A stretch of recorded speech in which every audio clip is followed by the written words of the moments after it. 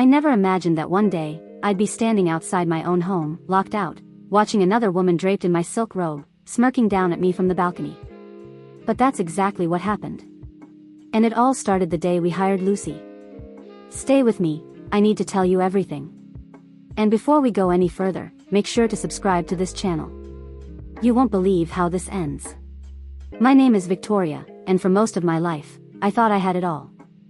A thriving career as a lawyer, a beautiful home in Liverpool, and a husband, James, who was as successful as he was charming. We were busy, constantly running between meetings, social events, and weekend getaways. And then, James suggested hiring a nanny, not for a child, since we didn't have any, but to help manage the house. That's how Lucy came into our lives. She was young, quiet, and seemed almost afraid to speak too much. She had this innocence about her, big doe eyes, soft-spoken voice, always eager to help. She moved around the house like a shadow, never in the way, always available. At first, I was grateful. Having someone take care of the little things meant I could focus on work. But then, little things started to feel off. I'd find my lipstick missing from my dresser, only to see it reappear in the bathroom days later. A bottle of my favorite perfume, half empty, even though I hadn't used it. I blamed myself at first, maybe I was just being careless. But the feeling of unease didn't go away. Then came the moment I can never forget. I arrived home earlier than usual, exhausted from work, and as I walked into the bedroom, I froze. There, in front of the mirror, was Lucy, wearing my silk nightgown. She turned, eyes wide with shock, stammering something about just trying it on. I expected James to be furious. Instead, he laughed. Told me it was nothing, that I was overreacting. She probably just admires you, he said. I wanted to believe him. I really did. But something about Lucy's expression, the way she clutched the gown against her skin, made my stomach twist. I should have trusted my instincts. At first, I told myself I was imagining things. That I was being paranoid, overthinking. But as the days passed, it became impossible to ignore. Lucy was changing. She was no longer the shy, timid girl who barely spoke. Her wardrobe had transformed, no more simple blouses and flats. Now, she walked around in fitted dresses, designer heels, and handbags that I knew cost a fortune. The strangest part? They all looked eerily similar to my own wardrobe choices. Even her perfume, it was the same scent James had gifted me on our anniversary. And then, there was the necklace. One morning, as I walked into the kitchen, I saw it, dangling around Lucy's neck, catching the light. A delicate, diamond-studded pendant. My pendant. The one James had given me on our 5th wedding anniversary. My breath caught in my throat. That necklace, I said, trying to keep my voice steady, where did you get it? Lucy looked up from her cup of coffee, her lips curling into a smile. Oh, this? She touched the pendant lightly. James gave it to me. For a moment, I thought I misheard her. I turned to James, expecting him to say something, to deny it, to correct her, to do anything. Instead, he didn't even look up from his newspaper.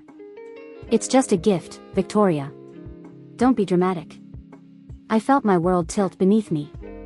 My own husband was gifting my belongings to the woman who was supposed to be our nanny. The woman who was slowly, methodically, replacing me. That night, I barely slept. My mind raced with possibilities, suspicions, things I didn't want to believe. The next day at work, I told myself I'd confront James properly, demand answers. But nothing could have prepared me for what I saw when I returned home that evening. The lights were dimmed. The dining room table was set with fine china and candles flickering in the center. And at my seat, the chair at the head of the table, sat Lucy. She held a glass of wine, swirling it lazily between her fingers, her posture relaxed, as if she had been living in this house for years. Across from her, James sat with his own drink, speaking to her in hushed tones. They barely even acknowledged me as I stood frozen in the doorway. Lucy glanced up, her gaze locking onto mine, and then, she smirked. Not a single trace of shame, not even the slightest attempt to explain herself. It was as if she was silently telling me, this is mine now. James didn't even look guilty. He didn't flinch, didn't move to explain, didn't offer me a seat at my own table. It was in that moment I realized, I wasn't just losing my home. I was being pushed out of it. I had to be sure. As much as I despised Lucy's presence in my home, a part of me still clung to the idea that I was overreacting. That maybe, just maybe, I was seeing things that weren't there. But deep down, I knew. The looks, the changes, the smirk at the dinner table, it wasn't paranoia. It was real. So, I set a trap. That night, after James fell asleep, I quietly installed a small hidden camera in my bedroom, tucked neatly between the books on my shelf. If Lucy was as bold as I suspected, she'd slip up. The next morning, while James was at work, I locked myself in my study and opened my laptop. My hands trembled as I scrolled through the footage. And then, my worst nightmare played out before my eyes. There she was. Lucy, creeping into my bedroom in the middle of the night. Her fingers grazed over my dresses in the closet, slipping them off the hangers one by one. She held my perfume bottle, spraying it onto herself before closing her eyes and inhaling deeply. Then, she climbed onto my bed, curling up against the pillows, sighing as if she belonged there. But the worst part? She stood in front of my mirror, brushing her fingers over her reflection, whispering my name. Victoria. Victoria. Her lips curled into a smile. I can be her. I already am. My stomach turned. My fingers curled into fists. This wasn't just a girl overstepping her boundaries. This was a woman obsessed, dangerously obsessed, with taking my place. I stormed downstairs, where Lucy sat at the breakfast table, stirring her tea like she owned the place. My rage boiled over. I saw the footage, I said, my voice trembling with fury. You sneak into my room, wear my clothes, sleep in my bed. Who do you think you are? Lucy didn't flinch. She set down her cup, her expression cool. I think I'm someone who actually makes him happy. Before I could respond, James appeared in the doorway, looking between us. What's going on? What's going on? I repeated, my voice rising. She's in our bedroom, James. Lying in our bed, wearing my things, Lucy sighed, shaking her head like I was the one being unreasonable. And then James said the words that shattered me. Maybe if you were home more often, I wouldn't need her. For a second, I forgot how to breathe. My ears rang. The room spun. This wasn't just about Lucy. James wanted her there. I stared at him, hoping, praying, for some sign of regret, for even a flicker of guilt in his eyes. But there was none. Just cold detachment. As if I were the inconvenience. As if my anger was unjustified. I walked away, shaking, numb. But nothing could have prepared me for what came next. That evening, I arrived home, reaching for my keys. The lock didn't turn. I tried again. Nothing. Then I saw them, my suitcases, lined up neatly outside the penthouse door. James had changed the locks. A sharp gasp left my lips as I stepped back, my heart hammering. And then I heard it, the balcony doors opening above me. I tilted my head up, and there she was. Lucy. Standing in my satin robe, leaning against the railing, looking down at me like I was the intruder. And she smiled. The night air was cold against my skin, but I barely felt it. My heart pounded in my ears, drowning out the city's noise. Above me, standing on my balcony, Lucy leaned against the railing, draped in my silk robe, a glass of wine in her hand. She took a slow sip, savoring it, before lowering the glass and meeting my gaze. And then, she smiled. A cruel, knowing smile. Behind her, James stepped into view. He placed a hand on Lucy's waist, pulling her close, his lips grazing her temple. My stomach churned. I felt sick. This was my home. My life. How had everything slipped away so easily? James. I screamed, slamming my fists against the door. Open the damn door. You can't do this to me. Silence. I banged again, harder this time, until my hands ached. James. Let me in. After what felt like an eternity, the door clicked. Slowly, it swung open, revealing my husband. No, not my husband. The man standing in front of me was a stranger. James looked at me with an expression so indifferent it sent a shiver down my spine. There was no anger, no regret, just cold detachment. "Go home, Victoria," he said, his voice flat. I let out a bitter laugh, though my throat burned with unshed tears. "Go home?" My voice cracked. "This is my home."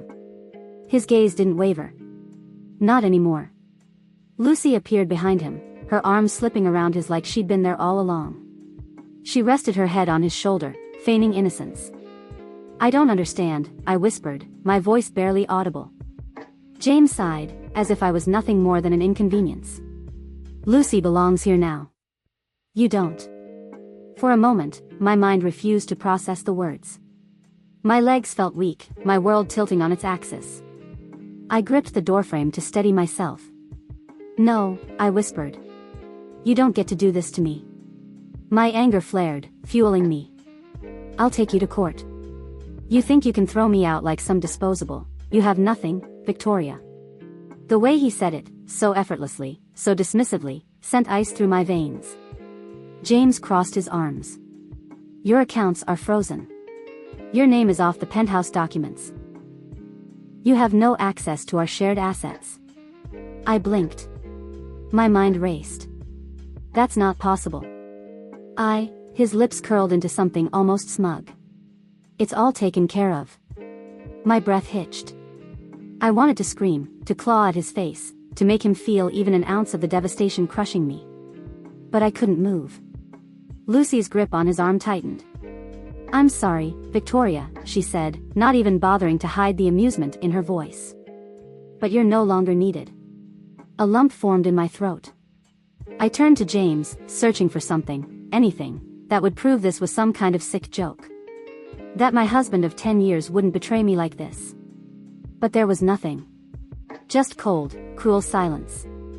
I swallowed the sob threatening to escape and forced myself to stand tall. I wouldn't let them see me break. Not now. Without another word, I turned on my heel and walked away, my heels clicking against the pavement. Each step felt heavier than the last. Each breath felt like a battle. I didn't know where I was going. I only knew one thing. I had lost everything. Months had passed since that night. Months of pain, anger, and rebuilding. I had started over, built a life without James, without them. And then, one evening, my phone buzzed with an anonymous message. No words. Just a video. I hesitated before pressing play. The screen flickered, and there she was, Lucy. But she wasn't draped in silk robes, sipping wine on the balcony. She wasn't flashing smug smiles or playing the role of the new queen. She was scrubbing the floors. My breath caught. The camera shifted, showing James seated at the dining table, flipping through a newspaper. Without looking up, he snapped his fingers. Lucy hurried over, placing a cup of tea beside him, her hands shaking. He didn't thank her. He didn't even acknowledge her. The next clip showed her cooking in the kitchen, her hair tied back, her face pale and exhausted. James walked in, glanced at the food, and without a word, tossed the plate aside. She flinched but said nothing. My fingers tightened around the phone. The woman who had once stolen my life, who had smirked down at me from my balcony, was now nothing more than James's servant. Used. Discarded. Forgotten. The same way he had discarded me. A slow smile spread across my lips. Lucy had thought she had one. She had believed she was special. But she was never anything more than a placeholder. A pawn in James's cruel little game. And now, she was trapped. I exhaled, feeling something I hadn't felt in a long time, peace. I turned my phone's camera on myself, my reflection staring back. My voice was steady, calm. If someone tries to steal your life, I said softly, don't fight them. Let them take it. I let that sink in. Then, with a knowing smirk, I whispered, because some things are cursed. Subscribe for more shocking real-life confessions.